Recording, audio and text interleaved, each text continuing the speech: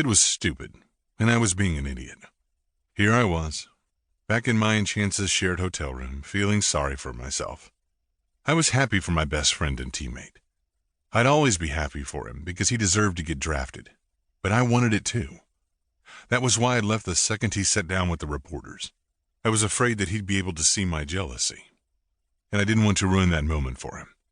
When the rest of the days came and went, and my name was never called in the Major League Draft, I couldn't help but feel that pang of disappointment in my guts. I wondered if that was how my other teammate Cole had felt when he didn't get drafted in his junior year. I thought about calling him and asking. I needed someone to talk to, but I didn't want to sound like a pussy. Plus, he'd eventually gotten drafted, and he was already in spring training for the season. The last thing Cole Anders wanted to hear was my whining. I had one more year of baseball eligibility left. One more year to show the scouts that I was worth it. That I was good enough to play professional baseball for them and the team they worked for. But honestly, I wasn't sure that I was. I was good enough to play for one of the best college baseball teams in the country, but that didn't mean that I had what the scouts were looking for to go beyond that.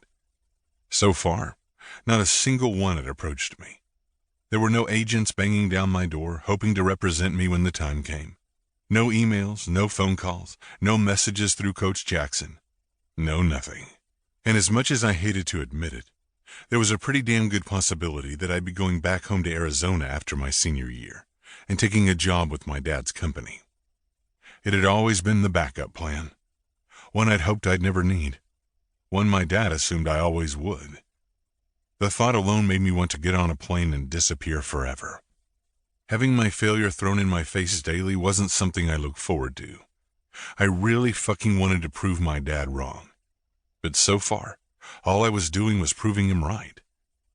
After our appearance at the College World Series, Chance and his girlfriend Danica had left for Florida. The Mets had sent him to their Class A advanced team instead of regular Single A. I knew he wouldn't be there long either. So I hoped Danica liked packing up and moving because she'd be doing it often. They seemed really happy, though. And that was when I realized that playing professional baseball wasn't the only thing I wanted in my life. I wanted